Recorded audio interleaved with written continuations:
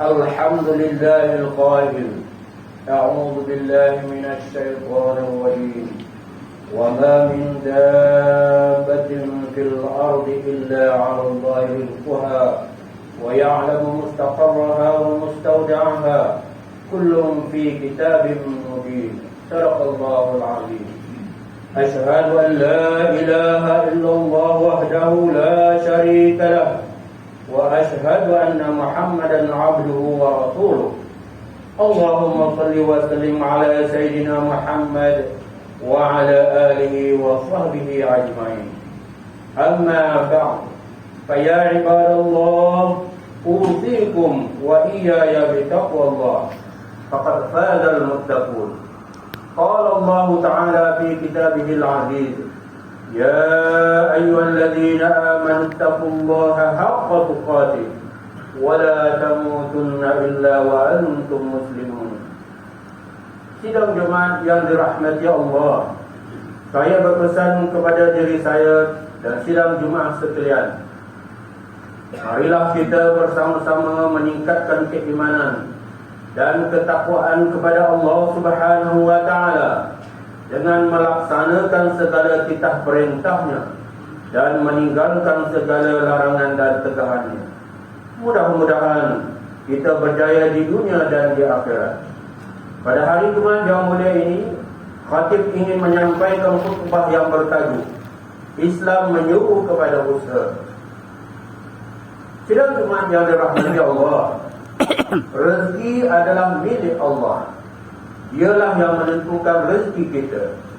Sebagaimana firman Allah Subhanahu wa Ta'ala dalam surah Hud ayat 6 yang dibacakan di awal khutbah yang bermaksud, dan dialah yang sesuatu dan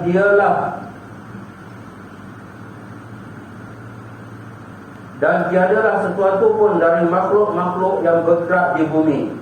Allah jualah yang menanggung rezekinya dan mengetahui tempat kediamannya dan tempat dia disimpan. Semuanya itu tersurat di dalam kitab Lauh Mahfuz yang nyata kepada malaikat-malaikat yang berkenaan.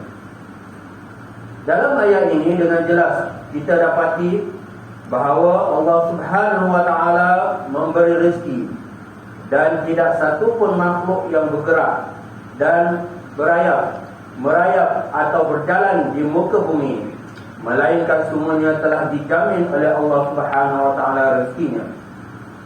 Semua makhluk itu diberi naluri dan kemampuan untuk mencari rezeki sesuai dengan fitrah kejadiannya.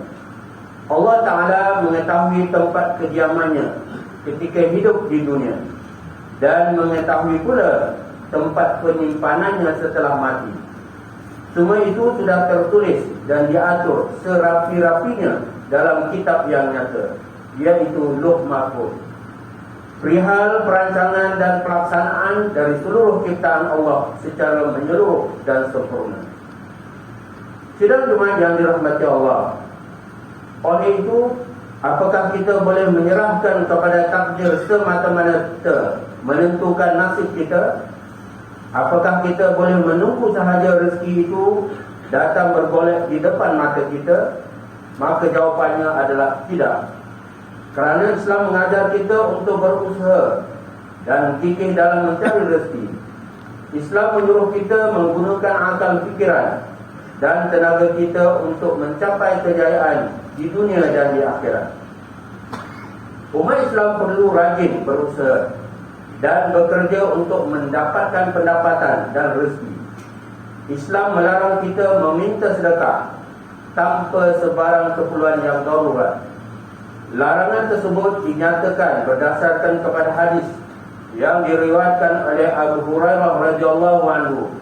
Nabi SAW telah bersabda, maksudnya, tidak halal menerima sedekah bagi orang kaya dan orang yang sehat tubuh badannya. Hadis riwayat Abu Dawud. Inilah ajaran Islam yang sebenar, yang melarang perbuatan meminta-minta tanpa keperluan, apatah lagi jika untuk mengambil kesempatan. Sebaliknya, Islam itu sendiri menyuruh umatnya sentiasa bekerja dan berusaha dalam meneruskan kehidupan. Dalam satu hadis yang diriwayatkan oleh Abu Hurairah radhiyallahu anhu, Nabi sallallahu alaihi wasallam telah bersabda yang maksudnya, salah seorang daripada kamu yang keluar pada waktu pagi lalu memikul kayu di atas belakangnya untuk dijual. Lalu dia mengeluarkan sedekah sebahagian daripada jualan kayu, dan dengan baki wang itu dapat mencukupkan dirinya sehingga dia tidak perlu meminta kepada orang lain, adalah lebih baik baginya daripada meminta kepada seseorang yang tidak pasti diberi ataupun ditolak. Demikian itu, tangan yang di atas adalah lebih baik daripada tangan yang di bawah. Mulailah dengan orang-orang yang ada dalam tanggunganmu. Hadis riwayat Muslim. Sidang Jumaat yang dirahmati Allah, rezeki Allah di muka bumi ini sangat luas. Carilah rezeki yang halal dan baik di bumi ini. Allah Subhanahu wa taala berfirman dalam surah Al-Mulk ayat 15. A'udzu billahi minasyaitonir rajim. Wallazi ja'ala lakumul arda dalulan famshu fi manakibiha wa kulu min rizqihi wa ilaihin nusyur. Maksudnya, dialah yang menjadikan bumi untuk kamu yang mudah dijelajahi, maka jelajahilah di segala penjurunya, dan makanlah sebahagian dari rezekinya, dan hanya kepadanya lah kamu kembali setelah dibangkitkan. Sebagai hamba Allah, kita perlu berusaha rajin. Di samping itu, cari ilmu dan terokailah peluang-peluang yang baru dalam bidang pekerjaan dan perniagaan pada masa kini. Sidang Jumaat yang dirahmati Allah, setelah kita berusaha dan berdoa, maka kita berserah dan bertawakal kepada Allah. Bersyukurlah kita kepada Allah atas rezeki yang diberikan. Ada yang dikurniakan rezeki yang banyak, dan ada pula yang dikurniakan sedikit. Jauhilah diri kita dari hasad dengki dengan kelebihan orang lain. Sabda Nabi sallallahu alaihi wasallam yang maksudnya, hendaklah kalian menjauhi sifat hasad dengki, kerana ia menghapuskan kebaikan seperti mana api menghanguskan kayu. Hadis riwayat Abu Daud. Tanamkanlah rasa cukup pada pemberian Allah Subhanahu wa ta'ala. Sifat ini adalah sifat yang mulia. Nabi SAW bersabda yang maksudnya, bukanlah kaya itu dengan memiliki banyak harta, akan tetapi kaya itu sebenarnya adalah kekayaan hati. Hadis riwayat Bukhari dan Muslim. Dalam kesibukan kita mencari rezeki, janganlah kita sesekali meninggalkan perintah Allah Subhanahu wa ta'ala. Dalam kita mencari rezeki, jangan sesekali kita ambil yang haram. Jangan sesekali kita merasakan bahawa dunia lebih mahal dari akhirat.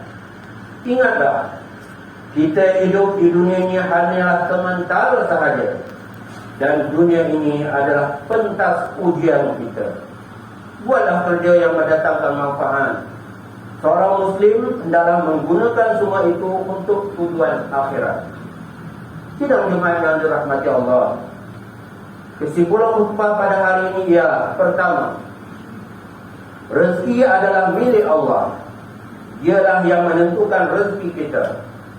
Kedua, Islam melarang kita meminta sedekah tanpa sebarang keperluan yang mendesak. Ketiga, Islam itu sendiri menyuruh umatnya sentiasa bekerja dan berusaha dalam meneruskan kehidupan di atas muka bumi ini. Yang keempat, rezeki Allah di muka bumi ini sangat luas. Carilah rezeki yang halal dan baik di bumi ini. Pelbagaikan cara dan lipat gandakan usaha dalam kita mencari rezeki. Kelima, setelah berusaha dan berdoa, maka bertawakallah kepada Allah. Bersyukurlah kepada pemberian Allah Subhanahu wa ta'ala. Dan yang terakhir, dalam kesibukan kita dengan urusan dunia, jangan kita lupakan perintah Allah Subhanahu wa taala. Marilah kita renungi firman Allah Subhanahu wa taala dalam surah Al-Isra ayat 30 yang bermaksud, sesungguhnya Tuhanmu melapangkan rezeki dan membatasinya bagi sesiapa yang Dia kehendaki. Sesungguhnya Dia Maha mengetahui lagi melihat hamba-hambanya. A'udzu billahi minasyaitonir rajim. Inna rabbaka yabsutu rizqa liman yasha wa yaqdir. Innahu kana bi'ibadihi khabiran basira. Barakallahu li wa lakum bil Qur'anil 'azim. Wa nafa'ani wa iyyakum bima fihi minal ayati wa dzikril hakim. Wa taqabbal minni wa minkum tilawatahu innahu huwas samiul 'alim. Aqulu qawli hadza wa astaghfirullahal 'azim li wa lakum wa lisairil muslimin wal muslimat wal mu'minin wal mu'minat al ahya'i minhum wal amwat fastaghfiruhu innahu huwal ghafurur rahim.